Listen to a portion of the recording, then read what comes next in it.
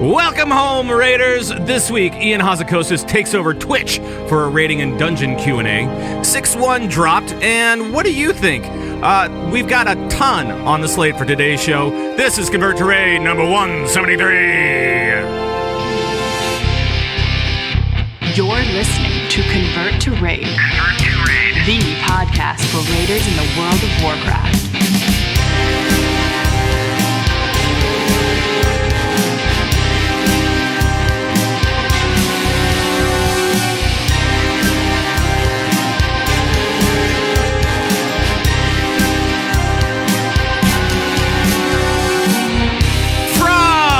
Convert to Raid podcast power station in Minneapolis, Minnesota. Today is March 1st. Welcome to March, everybody. 2015. It is now 11:15 a.m. Central Standard Time, and thank you for joining us from all around World of Warcraft land. And hello, my name is Pat Crane, your host of this little shindig, this show, shambling show. We actually are pretty much on time today. Unique. All right. But the players are here as well, so let's first go out to sleepy Seattle, to the very sleepy, sepia Seattle, to Terry's. Yes, it's sepia Seattle today. Yeah, you got your selfie background in sepia tone. Yeah. That's my favorite part of 6-1. It's lovely. I like it. Very good. All right, well, we'll go out to La La Land, to the studio of the Funky Monk, to Coltrane. Fortune cookies say, oh boy, if a druid goes to prom, they'll most likely go stag. Okay? Because there are so many things wrong with that. I don't even know where to begin. They'll most likely go stag, which is like a druid form, but stag also means alone. Right. It's beautiful. That right. is a gorgeous, beautiful fortune cookie. Yeah. 1,000 out of 10 bongos I am seeing from right. the chat. And, yes, then, and then a big, I don't get it. Stag. Stag. They'll most likely go stag. It's brilliant. Well, that was sent in by Lizzie McTrucker on the Twitter. Lizzie. Yes. How dare you? So she's amazing. We love Lizzie. She's incredible. She drives truck, and she's sending this fantastic fortune cookie. So big shout out. Thank you so much. It's a brilliant. In fact, I'm seeing here bongos for days. Bongos for days. Yes. Right. I saw somebody in the chat room say one earlier, and I can't even repeat it, but it was another druid one. Druids are a favorite here on the show. That it was unbearable, perhaps. Right. It was something like that. It wasn't that bad, and I think it's probably going to go to you. I as a music geek, I kind of liked it, so I don't want to spoil it for people because I'm sure that you're going to be using it later. Absolutely. Well, if you liked it, then no. Then there's no way I'll use it. Of course, because you can't have me like anything. That's right. All right. I don't like where this is going. Of course you don't. That's your job. So let's talk a little bit about WoW this week, what we've been up to, what we've seen, all that kind of stuff. Darius, what have you been up to? Well, I fully completed everything there is to do in the 6-1 patch by getting the field photographer achievement on Wednesday. Mm-hmm. So I am done with 6-1. Right. I'm waiting for 6-2. There it is. Okay. All right. All sweet. right. In one day. That's good. I traveled all over Azeroth to lots of different places, taking selfies and filling up my hard drive with screenshots of me. I still haven't gotten that thing on my main character. I've gotten it on a couple of my alts. I think on my paladin and my shaman. I've gotten. Right. It's a follower mission. Yeah, right? It's a follower mission that gives you the camera. And then you go around. Then you go around with the camera, taking selfies, and then you get the achievement, right? Yeah. Well, so the problem is, if you have alts, it can show up anywhere, and it's not a toy when you first get it.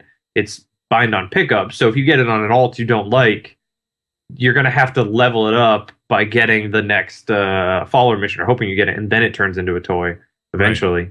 Right. I got lucky. I got it on my priest. And it was a follower mission. It was only a couple hours, and it's pretty easy to pass.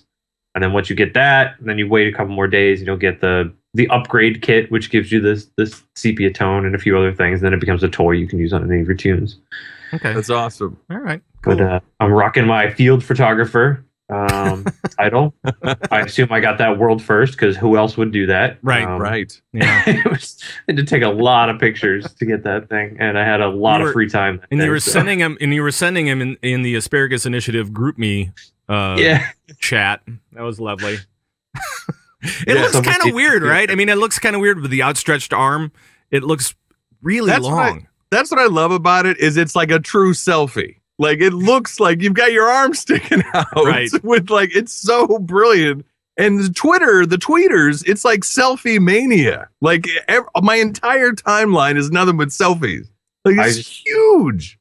I can't wait till they add the selfie stick, so my arm's no longer there, so I can just be holding the phone. That's awesome. That's the way that they're going to improve it. Look out for patch 6.2. There'll be just this pole sticking out. That's awesome. And then I'm rating exclusively tonight from selfie mode. So we'll see how that goes. Excellent. You won't be able to see anything. It'll just be, I'll be able to see the most important thing of the raid, my face. You, yes. So great. Gosh, I don't know. Hey, Colt, what have you been up to this week? Have you been, you've been pretty busy though, right? Well, two things have been going on with old Coltrane this week. One, trying to relearn Brewmaster. Ooh, and two, trying to convince everyone that the dress is white and gold. That's it. Clearly, it's white and gold. I don't know where everyone, this blue and black business. I have never seen it other than blue and black. You're kidding. Never seen it other than blue and black. It's blue and black. It's because white it and is gold. blue and black. No, it isn't. It's white and gold. Did you see the actual dress thing? It's yes, blue and black. Well, that picture was blue and black. But the one that's up for controversy is clearly white and gold. But I will say, though, it was weird. I always saw it as white and gold. And then one time at night, I saw it blue and black. And I thought it was a gag. Like, I'm like, okay, so you swapped the photo because this was white and gold. And now it's blue and black. But then the next day, always white and gold. Always white and gold. Look at the chat room. White and gold hype. And then black and blue. Oh, my God. It's a mess. It's a all mess. over the place. What have we started? Right. It was that and llama drama that day, right? So it was the llama chase.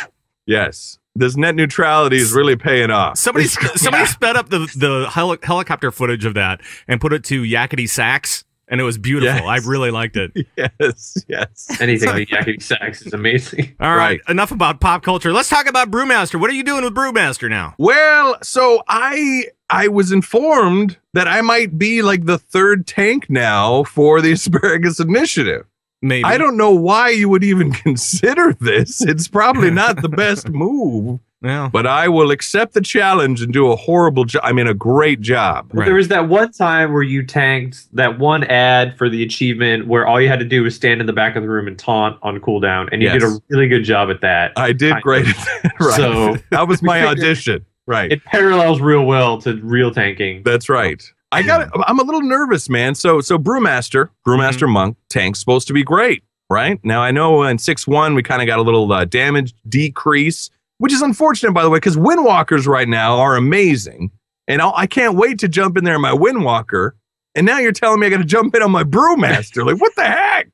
So anyway, but there's so I've been checking out Sunnier's Art of War. It's a great blog from monks, especially monk tanks. But this whole taunt at 3 stacks and even Gruul. I'm already confused on Gruul. So I think we might have a tough time tonight. So fine. Oh wait, that was a little low. Hold on, let me. There we go. That's the appropriate level. Yes. So it should be fun. So I'm kind of been relearning Monk a little bit, and my eye cones are seeing white and gold. That's the deal. Team white and gold. Oh boy, represent. Right, and I don't know if people know this, but what is your monk's name?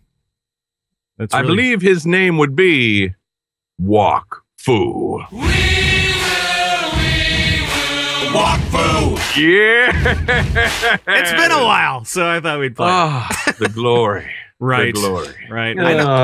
I know that we have other things to talk about when it comes to 6.1. I know I have other things to talk about when it comes to 6.1 because I was going around and I was a little bit upset this week. So let's just get right to the raiding. Oh, actually, but before we do that, we got to talk about where is it? There it is. The official mythic raid team for the Convert to Raid podcast. It is the Asparagus Initiative. And I said mythic with the hopes that we might try some mythic soon.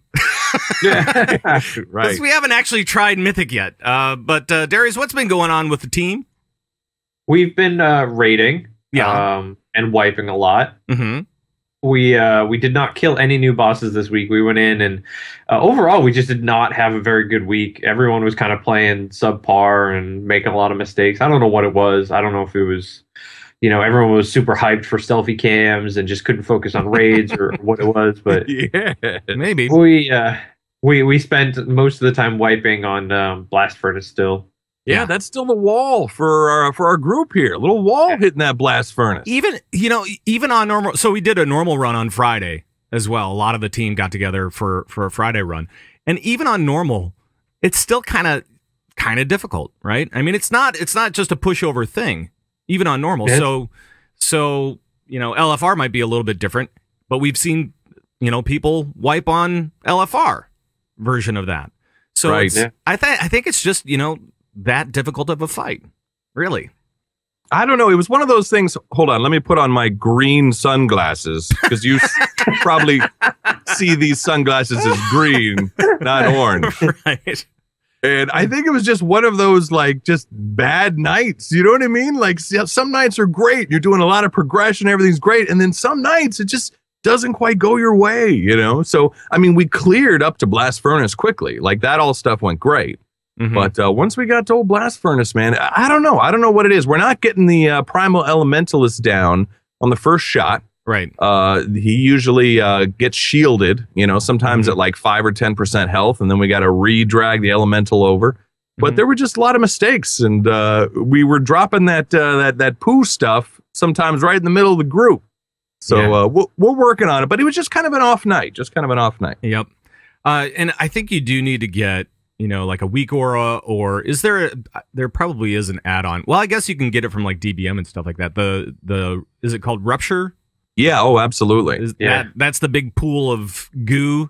Right. You need to have something tell you that you have that on you so that you can get the heck out of the group. I may have said that a few times during the raid. Yeah, you were a little steamed. Well, I said, listen, I know you're out there. And you're thinking you don't need this weak aura, but you do. So please, I don't know who you are, but just get it. It'll take 2 seconds and it'll save the raid. Right. Because I didn't know specifically who it was. So I was like, I know you're out there and you hear my voice right now. Get that weak aura. Yeah. What everyone doesn't know is that it was him. It was me the whole time. Totally him. He was talking to himself. Exactly. Time. That's right. That's right. Oh, man. So hopefully this week we'll be able to get down Blast Furnace, and I'm hoping that we can, maybe get into a little mythic action as well. Maybe try to work on Gruul or something like that in mythic. I think that would be cool. Yeah, no, absolutely. You need to slow your roll. That's just me. Right? I just want to get into mythic. I dig the positivity here. I think we could do it. We can. Kill some other bosses first, okay? Relax a little bit here. Oh, boy. I don't know. What was the first one that everybody else was doing? I think it was Gruul, right? No, Beast Lord. Beast Lord? Well, then let's get in and do that. He's a pushover. Method posted their wipe counts for mythic bosses, and during the race, their first ever attempt, they didn't even wipe on that guy. And one-shot him on mythic. Yeah, it was 0 wipes. The silly part is that we say that about everything. Every boss that we go to as a group, as a team, we say, "Oh, Method one-shot this," no matter what it was. Exactly. All right, let's get to the news. Calling all raiders from around World of Warcraft land. This is raiding news. All right, it's time to check out what's happening with raiding news around World of Warcraft land. And first up, let's just take a look at the race because we actually have some interesting things that happened this week. First of all, Paragon has cleared it. They are now 10 of 10 mythic, so big applause to those guys. Hey! Yeah. Woo! So that's pretty cool, but really, it's just the 2 teams that have cleared mythic. And we have a bunch now that are at 9 of 10, including Trekkie's new guild for him, Nihilum, right? So grats to Trekkie and those guys for doing that, and they're doing it live streaming, so you can kind of see what their strats are, which is great. That boss is nuts. Which Absolutely one? nuts. Watching the live stream of that Black Hand. Oh yeah, man. What's going on? I was watching it when they got in there really early. So it was their first maybe 20 or 30 wipes or so. Mm-hmm. And they were wiping to literally the first mechanic the boss did. Like, that's how hard it was. They couldn't figure out what to do there. Are there any new mechanics that you're seeing? No, this is just like the normal mechanic where he makes all the debris rain from the sky. Right. And just every time it happened, they were just all dead. And everyone's like, I don't know what to do. It's right. It's so much damage, man. It's so much damage. And the healers just throw up their arms and they go, what, guys? I got nothing. Yeah. I got nothing. I have mana, so that's not the problem.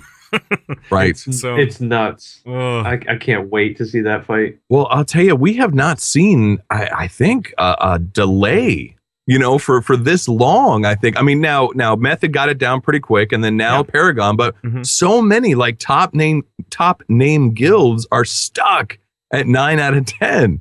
So I think that Mythic Blackhand is really kind of living up to the hype as far as difficulty level and craziness, Yeah. Yeah.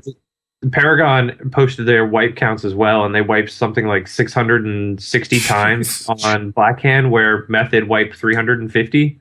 Oh. So Method figures something out real quick, or they just had one of those lucky pulls where everyone is just sharp and on point. Because no one else has been close. I mean, a lot of guilds stopped pushing really hard once Method got it, but still, like that's double the wipe count, and it's not like Paragon is a B-level team. Oh yeah, they're all right. They do okay. Yeah, they're decent. They do okay. Right. Oh, that's just crazy. Right. Well, it's funny. We've all had that thing where we're pulling a boss, right? You're fighting a raid boss, and everything's going right, and then there's like one mistake, and you get him, and then he goes to like 1% health, and then you wipe, and then you're like, oh, that could have been a kill. And then you won't have that for like another 2-3 hours. Right. You know what I mean? So maybe in this case, Method actually got the kill. You know what I mean? Yeah. So, and I believe that kill, that's what, after they called a wipe, right? Didn't Sko, he called a wipe and all that stuff? Yeah. Right. It was their monk finally had Touch of Death, off cooldown and ready to go and hit that 1%. And he just mashed that button until the boss was dead. So awesome. So awesome. Oh, man. But don't you hate that like what you were saying, Colt, when you're like, you get like a 2% wipe and then you're not back there for like 3 hours. Yes, exactly. Oh, just horrible feeling. Yes, and you feel like you're backtracking and regressing. Like everybody starts sniping at each other and just like, wow, question everything. Yep. Everyone gets real crabby and angry at each other. And like, we were at like 2%, and now we're at 30. Guys? What happened? Yeah, yeah. This is the life of a raider, man. It's what we deal with on a daily basis. Even talking about it makes me a little anxious, right? I mean, it's just gets me a little angry. Speaking of angry, let's talk 6.1. I'm not really angry. I'm not super angry. I'm not super angry, but I do have a little bit of a beef with some of the stuff that happened in 6.1. Okay, and of course 6.1, no new, no. I don't know. There was some content with the selfie camera achievement and stuff like that, but no real, not a lot of it, right? And we talked about this last week. There is more content, I think, than we're giving credit here for. And I talked to an unnamed source at Blizzard, and he basically said, this is the stuff we couldn't get in to 6.0 patch. We didn't have to add raids to this patch because we got raids right the first time and ahead of time. We didn't need to add a new raid tier here, which I thought, I hadn't thought of that. And when he said it, I realized you're actually right. Like, these are really good raids, and we didn't have to wait for them. And if we had waited for a 6.1 another 4 or 5 months from now, for a raid, that just wouldn't be worth it. Mm-hmm. And there is good content in here. I mean, the jukebox stuff is great. I got that in my garrison, and they've added all this new stuff out there. Like I had to go to Grizzly Hills and find some wandering NPC that they had to add. I know it's a little thing, but like there's all these new things now out there to do. I'm actually Go ahead. And it does take time to do all that stuff from a development standpoint. So I definitely appreciate a lot of the things that are in there, even the little things that are in there, because I know that it takes a lot of time for anybody, any game developer, to actually make that happen, right? So I'm actually curious, Darius. We were kind of talking about this jukebox stuff here, right? Yeah. So what exactly is going on with this jukebox? How do you get some of these new tunes? Because I found this kind of interesting. So there's all these different so the Grizzly Hills one, there's this new NPC that wanders around Grizzly Hills, and you have to find him first. He just has this giant path that he goes through. So you have to fly through Grizzly Hills and find this NPC, and then he asks you a riddle, and you have to answer this riddle, and if you answer it correctly, you end up getting the jukebox music for Grizzly Hills, which, side note, really bummed me out when I first got it because it played the wrong music. It didn't play the correct Grizzly Hills music, and they had to hotfix it in like later that night or the next day. Good. But there's a bunch of other things. There's one you can get in Duskwood where it kind of had this someone had to figure out how you had to get it. It turns out you had to go to this graveyard in Duskwood and then kill your character and find an NPC that only shows up when you're dead. Wow. There's stuff that dropped from old bosses like Illidan and Lich King and things like that, all their music. There's some out there that I think there's one out there still that no one actually knows how to get. They haven't figured out what unlocks it. That's awesome. It's not trivial stuff. Like they had to go and add a bunch of things for this, and it's fun to get that music, and I'm glad that it's not just walk up to a vendor and hear all your music. I kind of like that. That's kind of cool that you got to like kill Illidan to get the like Black Temple music. Like you have to go out in the world. You have to find these NPCs, answer a riddle, talk to an NPC as a ghost. Like you got to do all these cool things to unlock the music. I agree. I think that's really neat. That's cool. Better than just go up to a vendor and be like, all right, for 500 resources from your garrison, I'll give you this. You know, so that's kind of a cool thing. And ultimately, it all leads to becoming a jukebox hero.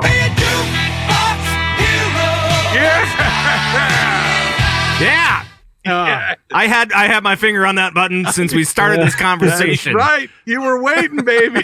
Just waiting for it. Oh man, if you wouldn't have done that, I would have. So, and that is actually really cool. And I think the selfie thing is really cool. Get people out in the world as well. Even though it's kind of silly. I think this selfie thing is, first off, like I said earlier, my Twitter timeline was insane. It was nothing but selfies. But it cracks me up when I see guys taking selfies in front of bosses, and like it's just so funny. Like, hey, what's up? I'm in front of Lich King or Phemos and Highmaul. Like, it looks so funny, and with the arm extended. And I saw a great picture somebody did where they were a night elf and they were in a horde auction house, and they took a picture and they go, taking a stealthy. Right. Oh yeah, taking a stealthy. Yeah, stealthy. I thought it was brilliant. That was kind of the thing. Like the very first day I was taking a stealthy. Right, exactly. But it cracks me up, man, just seeing this stuff. And then like in the middle of boss fights, and like saw this orc guy bringing out his axe about to kill the guy, and he's like, selfie. Like it just cracks me up. I have been using the Twitter function a little bit this week, and that's been kind of neat. And I actually checked out the colorblind stuff as well, because somebody said that they called it, I think it was like Wonka Vision or something like that. And I'm like, okay, well, let's check it out. So then I turned the thing up to 100, and I turned it to like, so that the greens and purples were just, huge. And I was like, yeah, all right. This is kind of Wonka Vision. I get it. And so I tweeted that out and did another one while we were raiding. I just, took a screenshot, and because I didn't have my selfie camera. But I don't have it either, Zug. I don't have it yet either. I check every day. I haven't gotten it. I know. What's up? What gives? Come on. But it's kind of cool. I get it.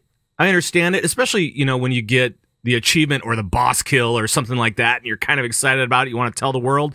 Yeah, absolutely. The Twitter function is kind of nice. Right. So Maxi Martini points out that the final version of the legendary item for everyone in Warlords is going to be a legendary selfie stick. Yes, yes, that would be amazing. That's the way it needs to be. All right. Okay. So I have a couple of beefs, and I want to bring them up. First up is the Night Elf fix that they did to movement. If you remember, they kind of adjusted the way that the animations were rolling out for the Night Elves. And before, it was kind of like 8-bit video game running style, right? So it was just kind of like very, jumpy, I guess. Maybe right. Glitchy. So they kind of evened it out. Man, I do not like it. I'm like bummed out now. I was looking at it, I'm like, oh, it's just boring now. A lot of people I saw a lot of that feedback on the Twitter. A lot of people not liking the new Night Elf movement here. Yeah. They're not too happy with it. I just don't dig it quite as much. The other big beef that I had was with so they have the new heirloom tab. Yes. And so everybody was like going around to their alts, making sure to click on these things or log into games so that their heirlooms would count in the tab so that they get the heirloom mount. And so I looked after cycling through all of my alts, and I went, oh, yeah, I've got the achievement and then some. But where is my heirloom mount? Where is this chopper that starts at level 1? And unfortunately, it was on some random alt in the mailbox, and I didn't see the achievement pop up. Because I was busy doing things. I was just going alt to alt to alt and just trying to just do life, right? At the same time. Right. And so I didn't see it. And so then I had to cycle back through all of my alts and look through all of their mail. So it got mailed to one of your alts. One of my alts. Right, that you've been checking. I do not like this. Liz, there have been achievements where they've just given you amount, right? Well, are you saying that you want it to be mailed to all of your characters? Is that what you're saying? Just give it to me. Just give it to me with the achievement. Oh, gotcha. You know what I mean? I don't need to unwrap anything. I don't need a ceremony. I don't need an email that says, or an in-game mail that says, "Congratulations, you've done this wonderful thing." And I just give me the thing. Right. I just want it. So it was just kind of the process of it was a little weird for me. Yeah. In fact, chat room's actually agreeing with you. They're having a very similar story. In fact, Chris9 said, I would have thought that it would turn up actually in the collections tab, like in that heirloom thing, there would be the mount. Right. Or something. It's true. Yeah. I mean, just, there's so many better ways of distributing that, I think. So I don't know. I saw a great pic of that mount, the chauffeur or whatever, and I believe, and help me out if this is right, but the NPC's name was like Frank Martin, and which is a reference to Jason Statham in the movie The Transporter. Oh. Awesome. Nice. Like, I couldn't believe it. I was like, oh my gosh, that's amazing. It was like Franklin Martin or something. I don't remember what, but I believe it was a Jason Statham reference. So I thought that was cool. But I will say, as far as the heirlooms go, I know I bought that bloodied Arcanite Reaper, but I'm still logging into my alts. I know I have that thing. I know I have it somewhere. I must not have uncovered it yet, but it's on there. Long lost tune somewhere on some strange server that might not even exist anymore. Exactly. Right. Right. But I mean, it shouldn't be deleted though, right? Because you can't delete a tune that has heirlooms on it. Even now, you have to get rid of your heirlooms before you can delete a character. And I figured that one out because I was deleting characters because all they had were heirlooms on them, and I wasn't playing them on some random server somewhere, and so I was trying to delete them and couldn't quite do it. But it's kind of cool how the heirloom tab works, right? Because it just makes a copy of it for your use, and then you can destroy that heirloom and feel confident that you have another one waiting in the wings should you need it. So, which is great. So I like how they did that, and having access among all your characters. This is something that we've wanted forever. So it's nice that that's been integrated, and I think the tab itself is great. It's very easy. In a weird way, it makes you want to collect them all. You know what I mean? You see them grayed out. It's like the toys or collections. Right. So, but yeah, I like it. I think they did a good job with it. Right. And the other thing to note is, I mean, they have the new anti-aliasing stuff, I didn't really notice it too much. I mean, it's just a way to make everything look better in game, right? But hopefully that's, I mean, it's a big change from a development standpoint. It's just, it goes by kind of unnoticed if you're not paying attention, I guess. Things look better. I mean, Darius, you were messing with it quite a bit.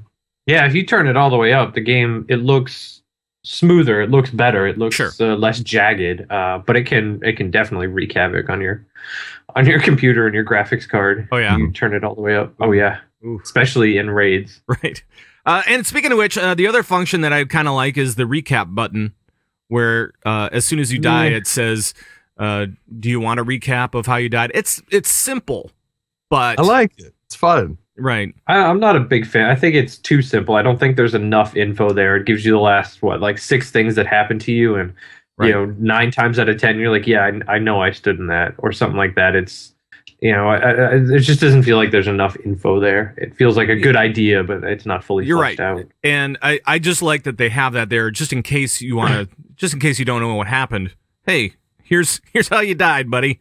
That's what I don't need the recap button telling me that I fell down the elevator and died, okay? Right. But there is that great moment where you're in a raid and then suddenly you're like, how did I die? Like, what is this? Where you blame and then like, oh, I was standing in this. Maybe I should get that add-on GTFO, or maybe I should get a weak aura to show when I get rupture on me. Right. And I can run out of the raid. Might be a good time to get that. Just say. But no. But I like it. I like the little recap thing. It's kind of fun, I mean, you're right. Like, I don't need a reminder, but it is like, oh, okay, all right, look at that. There is occasionally where you don't know what you stood in, but if it included like a timestamp and maybe some incoming heals and things like that, it would be more robust and useful, I think. So that way you could blame the healers. Is that what you're saying? That's exactly what I'm saying. But then it's just recount, right? I mean, it's just kind of. But not everybody has recount or knows how to get to that feature and recount. Like if you just add that button right there. Yeah, I suppose. Right. And they've already been fixing some of the stuff in 6.1, by the way. They have the garrison profession traders. They started it out as random, and then almost immediately went to, oh no, we gotta make this ordered because people are, because it did the same thing twice in a row. Right, exactly. So they changed that so now all the traders are on rotation. And the other one was if you're a horde player, I guess. And you go up and you talk to High Overlord Lord Sourfang. He will cleave the crap out of everything in the world, and this is kind of a problem. So they hotfixed it so you can't get him, right. He won't accompany you in patrols anymore because his cleave is just too strong. So he was literally, so people, I mean, that's just so random to me. Like, why would people visit High Lord or, Sourfang? So you would go up to him and he would have an option to accompany you? Yeah. So he would accompany you, and if you were getting like the invasion or whatever, he would just cleave the crap out of everything and you'd win. So I'm guessing that was kind of like, hey guys, we want you to actually do the fight and not rely on Sourfang to do it for you.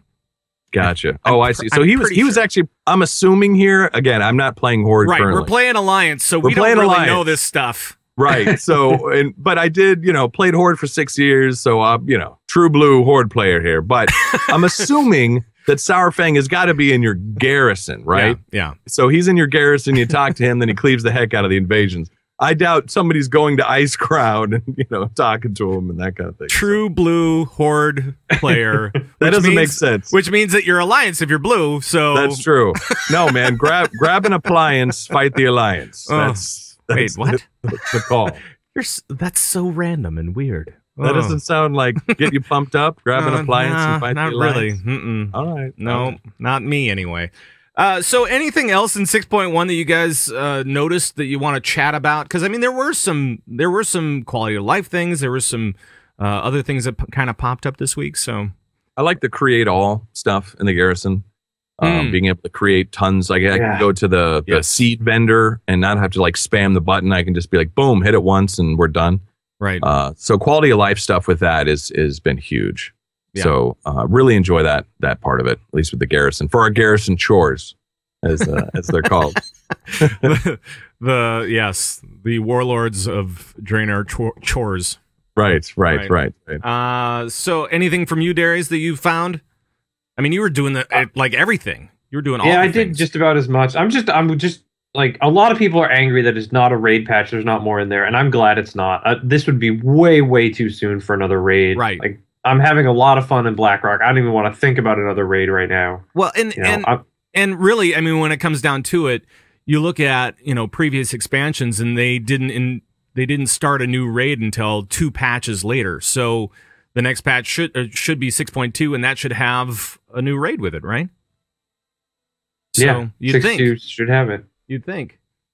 And I just think it's. I mean, it is. It's stuff they couldn't get in for the 6.0 release, which is good. Like it's not a ton of stuff, but if this stuff was in 6.0, no one would be saying anything about it.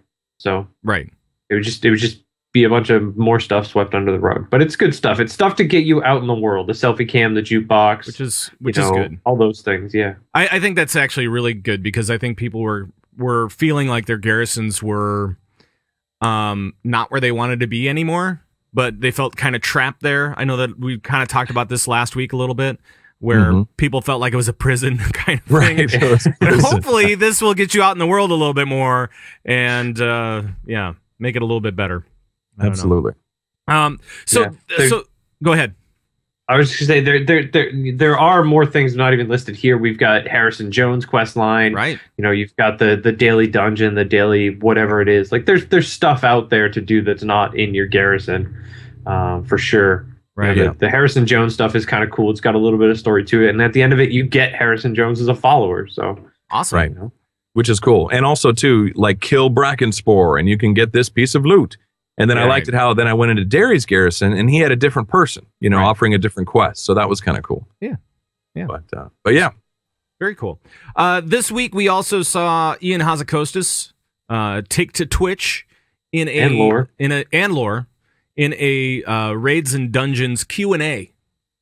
And we have a bunch of clips here from that actual discussion and kind of talking about these different things. I know that he talked about a lot of different things when it came to Raids and Dungeons. We just have a collection of things. And the first one was talking about, the first one that I put down was talking about dungeons and how to improve them. And somebody came up with this suggestion about mythic dungeons, about making a mythic dungeon. Ooh, crazy. And here's what Ian had to say. It's a really interesting suggestion, honestly. It's similar to some ideas that we've kicked around internally. We don't have anything specific to announce on that front right now, but we definitely would like to find a way for our dungeons, like I mentioned in response to some earlier questions, to kind of keep some continued longevity in some form later in the expansion and still feel relevant. I guess one thing I would ask, just kind of wondering aloud, is whether just increased numbers and increased item level would be enough, or whether we would need to do something more, like add some new mechanics, make it feel like a meaningfully different experience, versus just kind of heroic plus, where all the numbers are 20% higher, but you have 20 odd levels more too, so it all works out. Does that really feel like something worthy of the name Mythic? I'm not sure. So, what do you guys think about Mythic Dungeons? I mean, let's kind of, would that be a way to improve it? That's cool, man. Go ahead, Darius. Go ahead. I just don't know. I just don't do dungeons enough as is, and I haven't done them enough for a long time. I don't know if anything is enough to get me back to doing dungeons, Really? I just don't know. Do you just consider it to be like a thing to gear up and then be done with as soon as you're geared up enough for raiding? I mean, I might be a little bit unique here, but I burn out on them really, really fast because I do them back to back to back to back to back as soon as the expansion comes out. So I get all the gear and I'm ready to raid immediately. So I'm burnt out on them, and I just never want to see them again. Right. So even adding mythic dungeons, I just feel like, man, I gotta go back in there. Do you do challenge modes? No, not usually. Okay. That's another level of challenge, right? Not this time. I did them in MOP just for the gear towards the end, but I didn't do them this time because the reward versus time sunk wasn't worth it. Sure. Well, and they've changed the rewards for 6.1 for challenge modes to kind of help you out as far as gearing goes for Blackrock, right? So they've upped it to 670. Is that right? I think that's right. Yeah, I think that's what it is. So, I mean, that's kind of cool that they've upped the rewards for that. So maybe that is kind of mythic dungeoning. Oh my I don't gosh. know. Look, Cool. Darius, you're crazy. All right, now listen. If they increase the loot in these mythic dungeons, you yourself would be running these mythic dungeons because it's all about the loot. Oh, yes, it is. It's all about the loot. About the loot. You get it done. It's all about the loot. About the loot. You get it done. It's all about the loot. About the loot. You get it done. It's all about the loot. About the loot. It's Paul. Yeah. So that was actually provided by one of our listeners, George. Thank you very much. Thank you for giving. That's fun. It's great. Actually the greatest song ever made, like ever in the history of man. Right. Seriously, like the Beatles, like nothing has got anything on that. Right. It's incredible. But I'm telling you, man, if you increase the eye level, you increase the loot, people are going to run these dungeons. Now, it's an interesting question that if you add new mechanics to these mythic fights, right? So, or to these heroic fights. So as of right now, we've all kind of run these heroic dungeons. You know, we've either queued with a group or we've done it in the random stuff, but you need that silver and silver proving grounds. So we're all pretty familiar with the fights.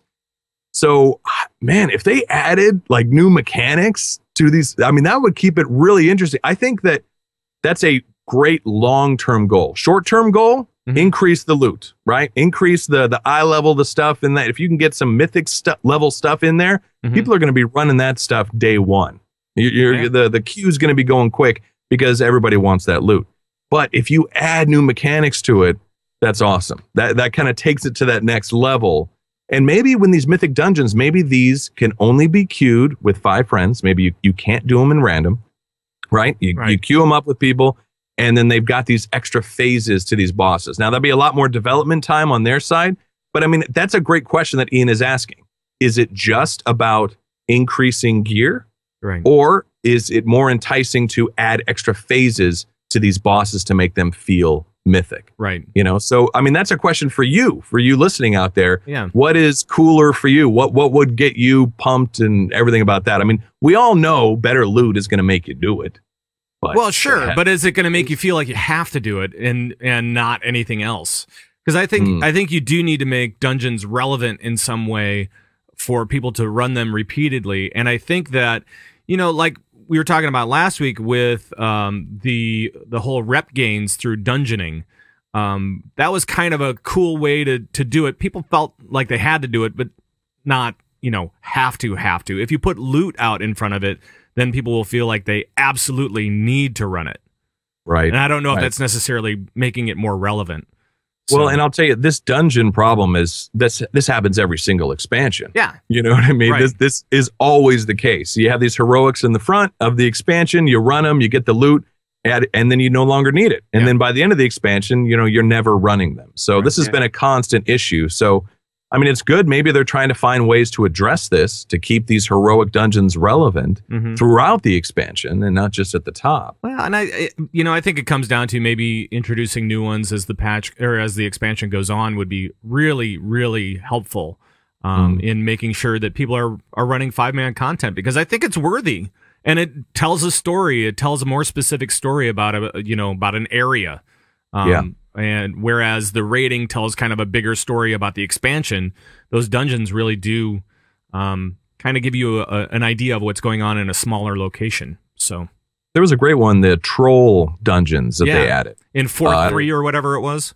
Yeah, what Zandalari ones? Zandalari. Was it Cataclysm? Yeah, Cataclysm. Yep. Yeah, that was. And they added in Wrath. They added the ICC dungeons. The halls of reflection. Yeah. Right. All those, like they've done this in the past and they've always been received really well. I mean, the Zandalari ones were like mini raids when they first came out. They were hard. That was a wipe fest. And that came up in the Q&A as well. When is the next, Zulfarak or whatever going to come out? And Ian was like, I don't know how to break this to you, but there aren't any trolls in Draenor. There are none. That's an Azerothian thing. So I don't know. I thought it was funny. Now we do have another thing. Let's talk a little bit about if Blizzard wants to do an official race to World First. Here we go. Will Blizzard have a sanctioned world first race for raiding, or leave it as is? I mean, I think we enjoy the current sort of community-driven race as spectators ourselves. I think we're happy to kind of leave it at that level. The only thing that we formalize is realm firsts, which are rewarded by guild achievements. The reality is there are just differences, and between regions, different regions get patches on different days. They have downtimes at different times. Trying to sort of ensure perfect fairness would, I think, create some expectations that are almost impossible to truly and fully live up to. Right. So the answer is no. Right. No. That's a very long way to say no. One thing that they did say, though, was, oh my gosh, this was an incredible thing. And let me double check that we don't have a clip of this. But they talked about spectating these world first runs. This idea. Because basically the way it works right now is, Method is going in, Paragon's going in, Blood Legion, Midwinter. And it's like the NBA Finals, but you don't actually get to watch the game. Right. You just go to a website to get scoreboard updates as it goes along, but you don't get to actually watch the game. And it was a great example that Ian made. So what they're talking about, or at least, at Blizzard are thinking about, is finding a way that we can actually spectate and watch these raids. Because how amazing would it be to actually see Paragon, to see Method, to see Blood Legion, to see Midwinter actually in there fighting, and we can watch. That would be unbelievable. That would be the way to do it. But unfortunately, you need, like they were talking about, you need secrecy. You need to have your strategies kind of going into these different boss fights and being able to check them out and stuff like that. So it's kind of tough to no, it's true. That, so you're right, because the Method killed, this Black Hand on half the attempts and super, super quick. Like we said, maybe they just had some great lucky pull, even though they called a wipe, or maybe they found out some great strat that is secret that they kept to themselves that no one else had. There's a reason these guilds don't stream their world first stuff. Right. But we as an audience, we want to see the NBA Finals. We want to see the match. Right. You know what I mean? So I don't know. I don't know what to do here. What do we do? What do we do? I want to see the game, but I understand that they want to keep their strat secretive. Right. So how do you solve this? What do? Do we just keep checking the community site for the scoreboard updates, or what? Darius, is there a solution? I don't think so. I mean, right now we have ability to spectate through streaming, and they don't do that already. So I don't see if there's official spectating in there that they're going to turn that on either. Guilds that are nowhere close to getting world first or world second or world third might do it, but Method, Paragon, Blood Legion, those guys aren't going to stream their world first kills because they're it comes to it's not like basketball where you're watching basketball and both teams everything they're doing is transparent. Right. These guys are doing things completely differently that if someone else sees it might give them an advantage if they can execute on it better. Something like that. It's just it's not a head-to-head competition. It's individual. It's definitely tough. Yeah, definitely tough. I don't know. I don't think that's a solution. I mean, I would love to see it. I would love to watch it. I just don't think they would do it. They would uncheck that box. Right. It's kind of like, how do you make it into an esport? How do you make raiding into an esport? And it's really tough. You can't. I don't think you can, unless you have head-to-head matches like we've seen before at BlizzCon, where you have fights that these guys already know and are doing it at the same time in the same place, essentially. Yeah, these time trials and that kind of thing. Yeah. Exactly. But as far as world first goes, I mean, you're right. This is just, look, I'm just a fan and a fan of these teams, and I want to watch the NBA Finals. That's all I'm saying. I want to watch them. Right. I understand probably can. Right. They are also, speaking about raids and dungeons and stuff like that, there was a feature that was back when they first kind of came up with scaling characters for different things like proving grounds and so on and so forth. Back in Cataclysm, right? Was it Cataclysm that they came out with it? I think so. Anyway, but it was called Timewalking. That's what they called it, was Timewalking, where you could scale your character to a dungeon and maybe get something relevant? Well, let's take a listen to this. Next question from Gerzog on Twitter, who asks, any news about the Timewalking feature? Yeah, so this is something that's been teased and talked about a bunch in the past. Still something we are working on, and maybe something that we have more to talk about in the not too distant future. For those who aren't familiar with the background, the gist of Timewalking was a way for players to scale down and run old dungeons at a relevant difficulty level and get relevant rewards potentially. So that could be cool, and hopefully we'll have more to say about that in the near future. So look out! I hope that this happens. Yeah. I've been wanting this feature for a long time so that we could all get into different raids and dungeons at any level and go be able to participate and make it feel tough and not be a complete, just walkthrough of, I don't know, one of the Razorfen instances or whatever, and, and just like walk through there and the mobs don't even notice you because you're such a high level. Right. You go through and you just, bam, you're dead. Oh, everybody's dead. So I love it. I love this. I want this. There is years and years and years of content that because of our level is completely irrelevant. I mean, years of these dungeons and raids. Right. Even at level, a couple months ago, went back and did the Herald of the Titans achievement, and we did it at level with correct gear and everything like that, and it was a pushover because all the abilities we have now weren't, they're not tuned for level 80, and some of them weren't even around at level 80. So it's not just it's not just we're going to scale you down to level 60 and stick you in in Molten Core. It's they've got to change abilities. They've got to do a lot of work to make it relevant. Right. Which this is definitely not a trivial thing. But if it can work, you've got 10 years of content that you can go back to and do as if you were there at the time. Which would be cool and frustrating at the same time. Right. It's like, I remember doing this when I was level 60, and now it's really hard. Oh, jeez. Now they have a mythic version of it. Oh, we'd probably have to add 2 or 3 more raid nights because it's like, all right, guys, we're doing Blackrock tonight. We're doing Molten Core tomorrow. We're gonna do Dragon Soul the day after. Right. And then how cool would that be, man? Go back to Karazhan. You got the opera event. You got all the bosses in there. Like, oh my gosh. Like, it's Red Riding Hood, Right. And then do 3 Drakes up and do, like all these different things. And that'd be really cool. Probably only take 1 or 2 wipes before we're like, this is why this was off. Right. Forget this. Right.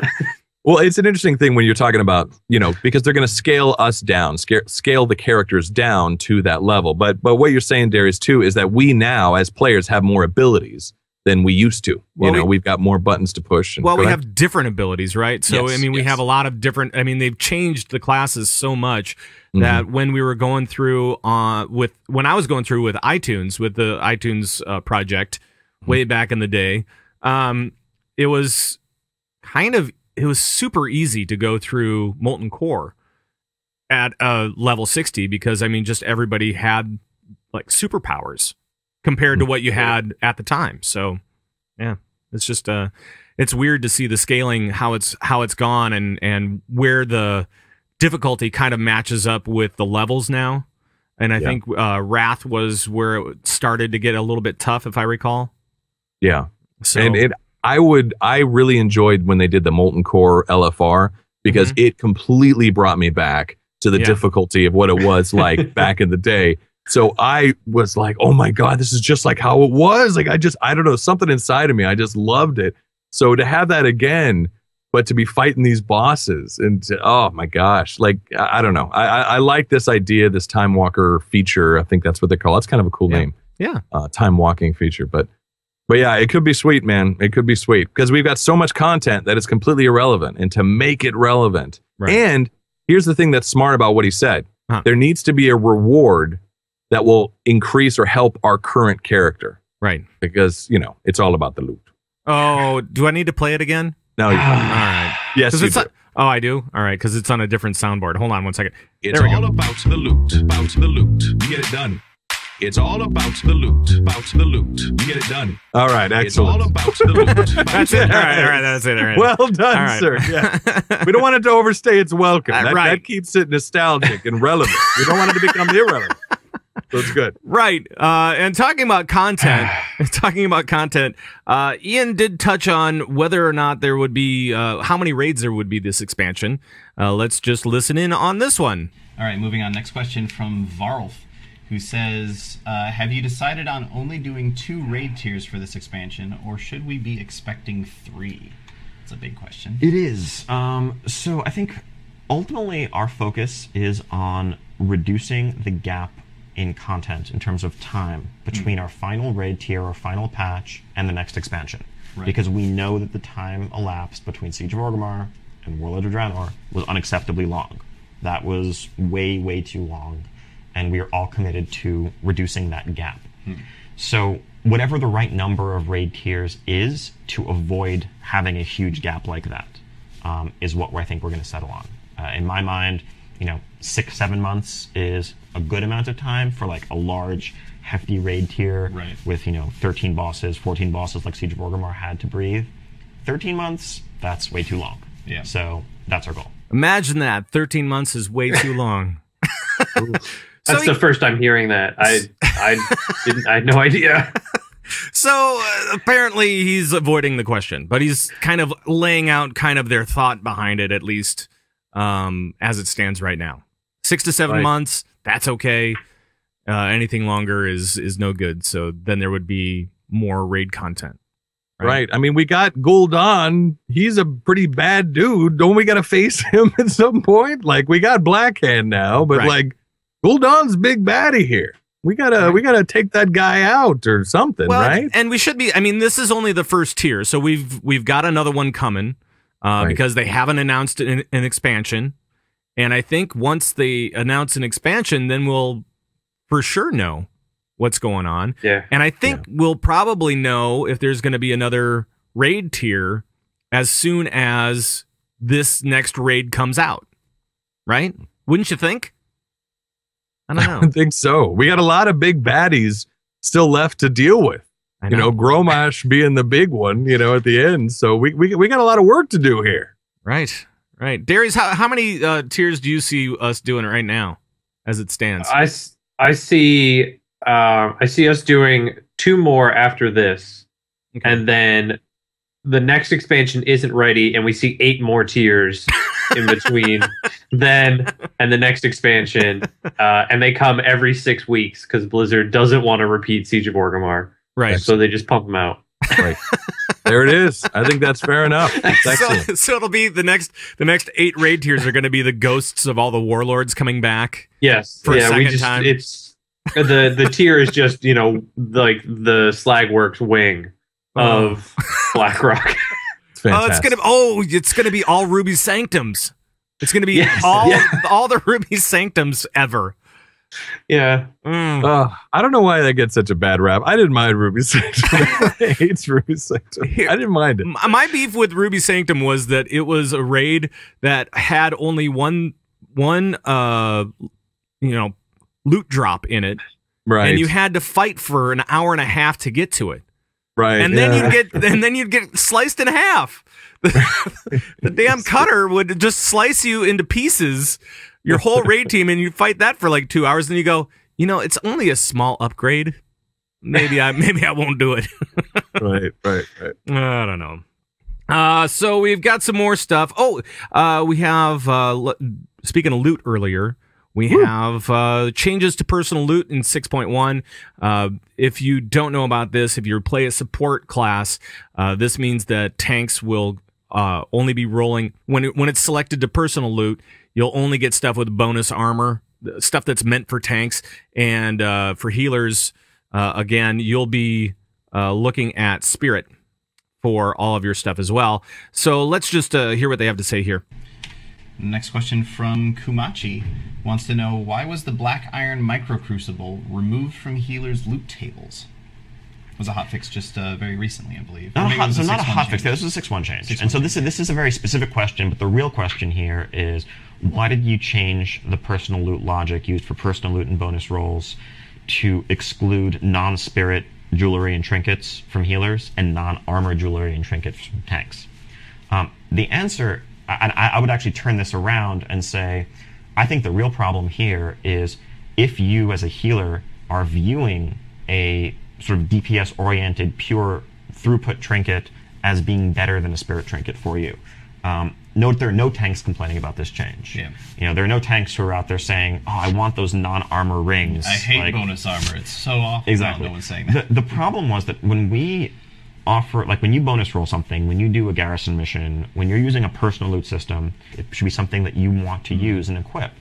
And we heard very loud complaints and very justified complaints from, you know, tanks who had a 670 armor neck from Heroic Highmall. They did their mythic garrison mission, and they got a mythic 685 neck that had no armor on it. Guess what? That's not an upgrade for you as a tank. It's a problem. It felt like a bug. So yeah, so they were saying that it felt like a bug, that you know, it was an issue because I know that as a healer, I was getting stuff that I didn't consider to be an upgrade because it had no spirit on it. So made it difficult to, you know, you're looking at the item level and you're like, I want this, and then oh, no spirit. Right. I don't want this. Right. I don't know. Darius, any thoughts here? I mean, they're especially when it comes to trinkets. Like, I would much rather have a trinket at this point that has intellect on it than it has spirit on it. You know, I know resto druids rely heavily on spirit, but as a disc priest, you know, there's plenty of times where, or most fights we're doing, where I'm either, when I run out of mana, I drink a potion, I get mana back, and that's it. Like, I don't need more. I don't feel like I need more spirit. So it's kind of a bummer that I can't get, you know, what would be a DPS trinket, but might be actually a really big upgrade for me and help a lot over a spirit trinket, which just gives me more spirit that I don't really need. Right.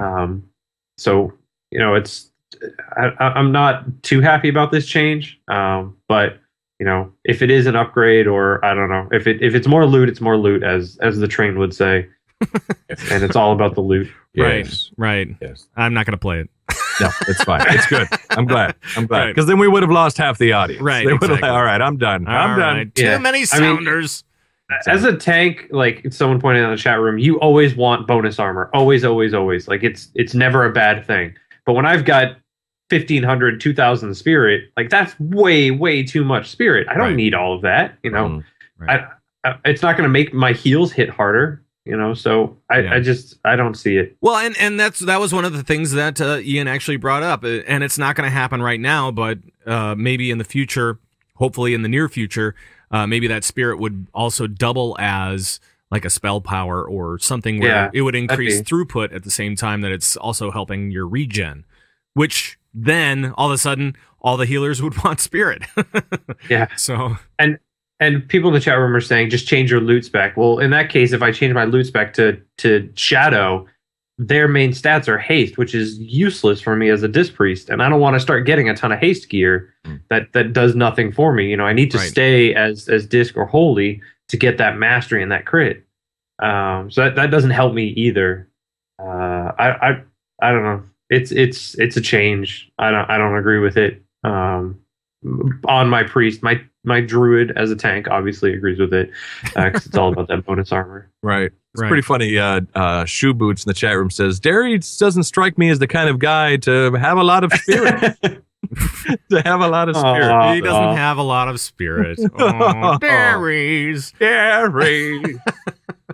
Now let's also chat a little bit about gear in Blackrock Foundry as far as what the expectations are, because they went into that a little bit as well. Here we go. You know, Kargath was tuned around, you run heroic dungeons, you get 630 blues, and you go in and do Kargath. Entry bosses in Foundry, on normal, are tuned around the expectation of you have either normal mode Highmall gear or LFR Foundry gear. Now, Raid Finder Foundry hasn't really been open for long enough for someone to say that they truly are Raid Finder Foundry geared. You probably only have a few pieces.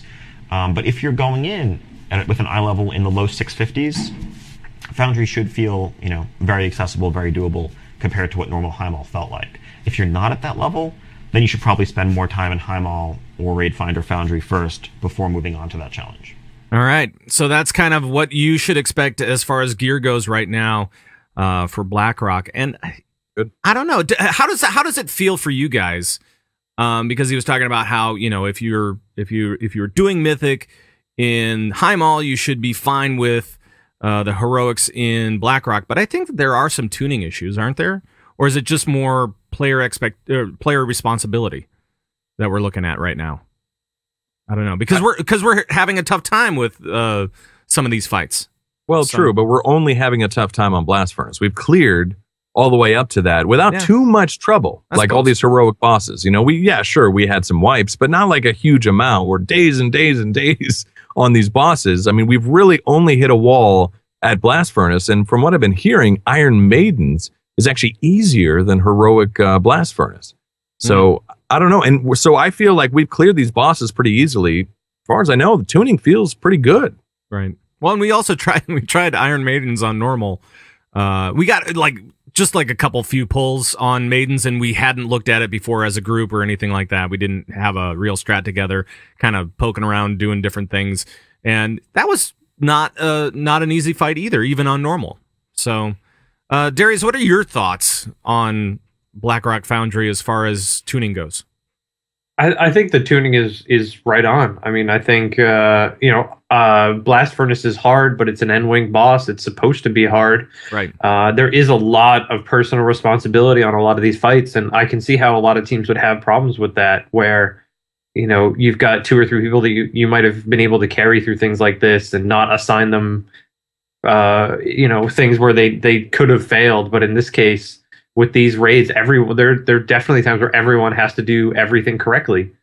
Otherwise, it's a wipe. And I think that's the right way. I think that's how raiding should be. And I feel like so far these are tuned really, really well. I'm okay with Blast Furnace being hard, but it's not impossible. It doesn't feel like at no point do I feel like it's the fight's fault that we failed or it's Blizzard's fault. It's something we've done wrong, right? Or we aren't doing right, and that's the way raiding should feel. Yeah. All right. I agree. Okay. Don't agree with me. I do agree this time. Opinion. Never, guys. Your jobs on the show is to fight. This is what people pay big money for. Rumble in the jungle. You're right. You're right. Right. All right. Well, let's talk a little bit about class balance and all that kind of stuff. He did touch on that as well. So here's a question on that. This one comes from, I'm going to pronounce that ick. It says, how can you really balance encounters on a per fight basis in a world where specs have niches? Leads to a balance druid dilemma. Not as easy as just averaging out. It's kind of a complicated question. It is. No, okay. So I think what this is getting at, and this is something we've talked about, our goal actually is diversity. It's not perfect balance. It's not for everyone to be equal on every encounter, everyone to have the exact same single target capability, the exact same movement capability, multi-dotting, cleave, AoE, survivability, you name it.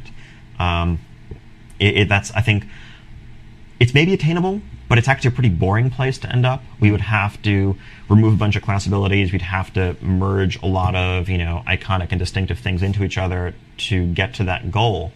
We'd rather get to a point where there are different fights where different classes and specs can shine. All right. So that's kind of a hard line on diversity from Ian there. And it's not that I'm necessarily surprised by it, but it's just that it's such a, hey, no, we are going for diversity, so get over it.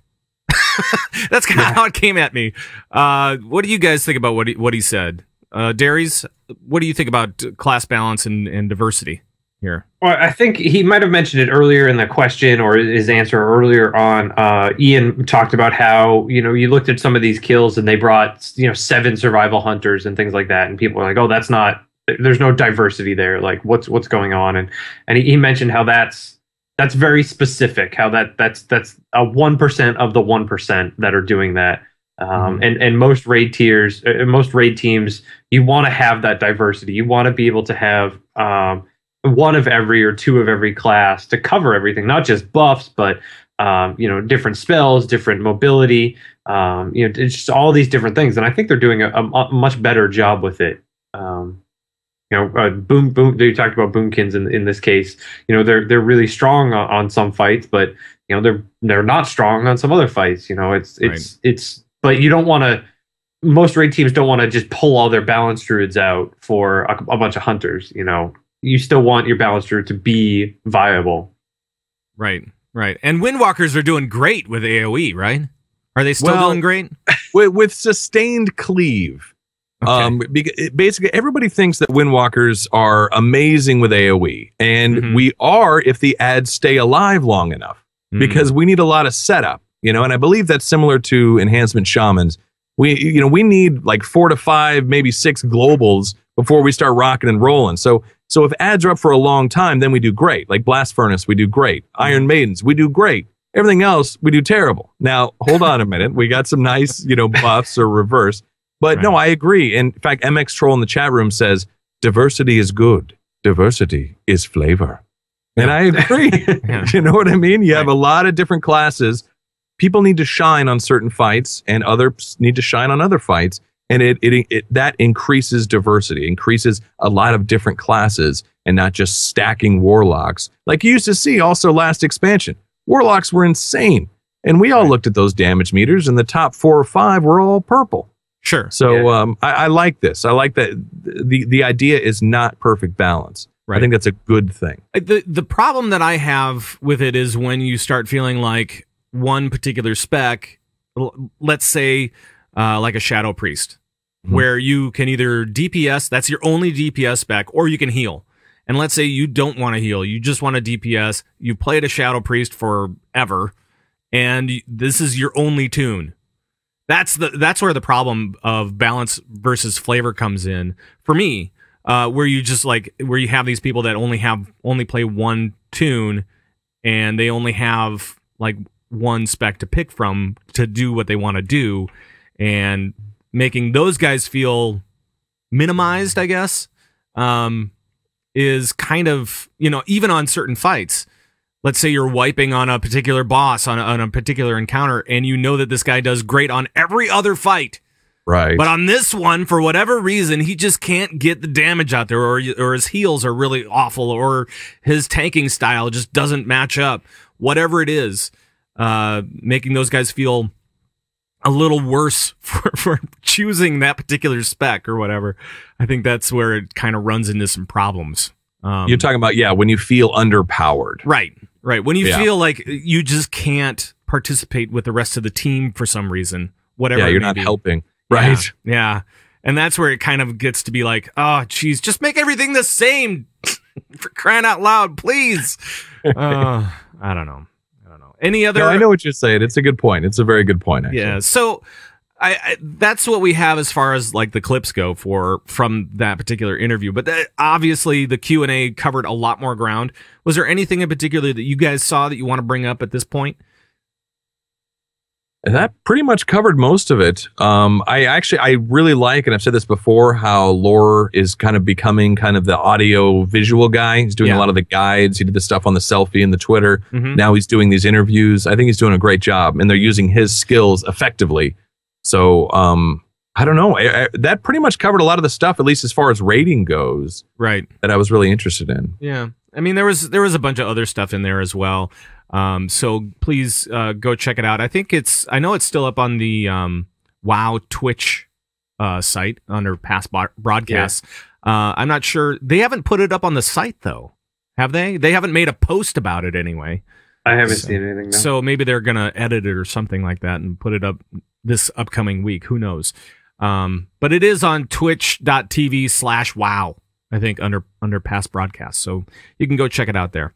I'm still blown away, but that they thought Siege of Orgrimmar was out for too long. I I don't know how they came up with that number or like why they think that. No, I got it. It's outrageous. I totally get it. Yeah.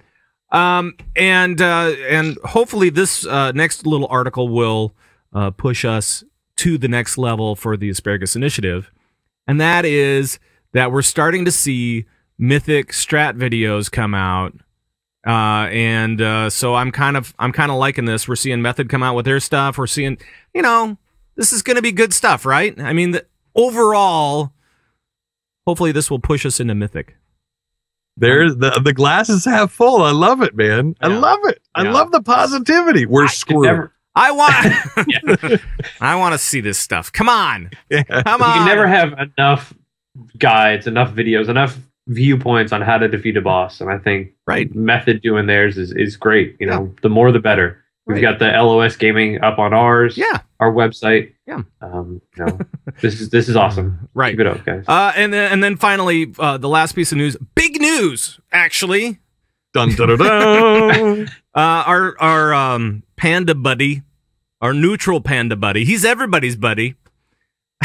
he's gonna be turning 100 on the starter aisle for pandas. This is weird stuff. Yeah, Darius, what's going on here? So Double Agent has started an open raid event for, I believe it's this Monday. Is it Tuesday? Tuesday? Okay, I don't know what day it is. It's whatever. February having 28 days. Totally. It's March sometime. Yeah. And he will be live through Open Raid. He will be turning 100. Right. The completely neutral panda that's roamed around and done nothing but pick herbs and mine ore will be turning 100 for the last 90 levels or whatever. Yeah. This guy is nuts. And there's a bunch of requirements for it. You obviously have to be a panda. You have to be level 10. You can't have picked a faction. There's no summoning or anything like that. Right. Because there's no panda warlocks. Nope. So there's a bunch of conditions, but he's hoping to get a bunch of people in there to watch him ding 100, and then I don't know what he'll do from there. Then he explodes. maybe he'll pick a side at some point. Who knows? But actually, big applause.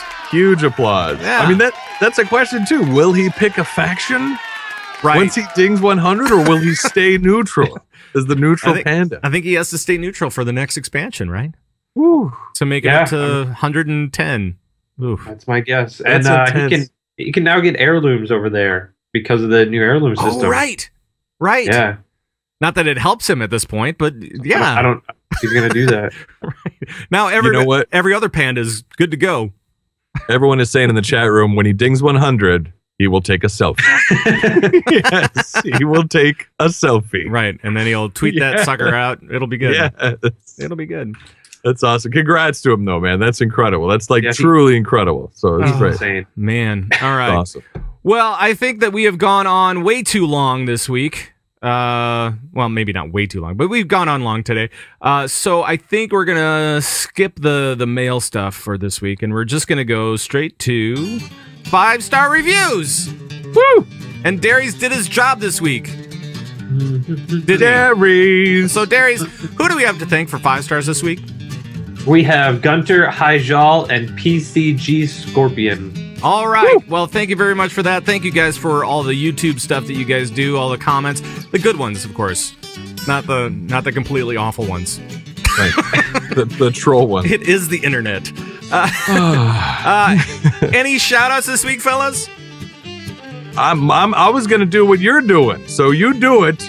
Well, no, you do it. You do it. I mean, we can both do this. This is actually big news, and for that, I'm gonna stop the music for this one because it's big news. Ooh. Wait, you're gonna bail out? I just bailed out of the music before I really should. Wow. What's going on, Cold?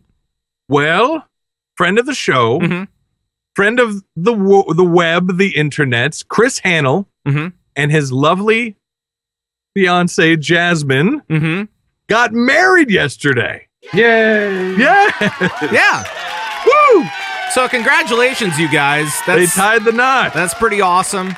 And so everybody was sending out their well wishes yesterday on Twitter, I saw, and it looked like they were having a blast. So congratulations, guys. And now I'm going to start up. Let's see. I'm going to start up different music.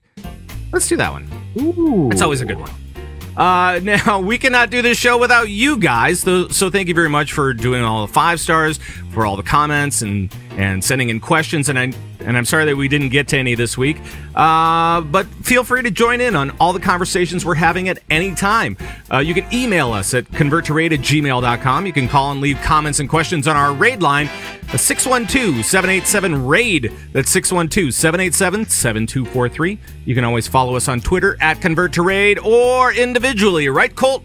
That's right. And speaking of Twitter, in honor of Chris Hannell, Yeah. hashtag Buff Mages. Buff Mages. There Excellent. we go. All right. But you can follow Pat Crane at Pat Crane. You can follow Coltrane at _Coltrane. And you can follow Dairies at Board Mind. Yes, and please join the Bazooba Guabo Nation as well by heading over to converttoraid.com, where we have show downloads, forums, tons of links for raiders. We got our audios and our videos and all the guild stuff over there as well. It's all at converttoraid.com. Our live feed and video show is at gamebreaker.tv. Make sure to watch, like, comment YouTube stuff over there, and our live streaming is also on alphageekradio.com. Those that want to listen live to the live show through their mobile device, you can go to alphageekradio.com for that. Let's see.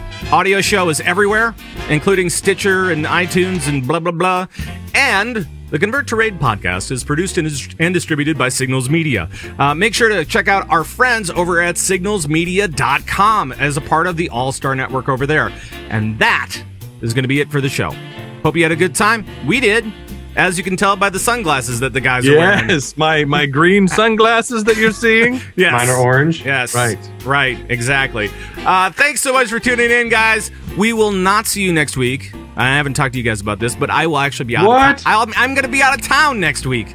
Wow. Yeah, party. That is some late notice. I'm sorry. I on the apologize. show. Wow. Oh, I just booked it yesterday, so I was going to tell gotcha. you. Well, good for you. Man, that's good. Yeah. So anyway, our next show will be in 2 weeks, Sunday, 11 a.m. Central. For all the guys here at Convert to Raid, thanks a lot, and bye-bye, everybody. Bye-bye.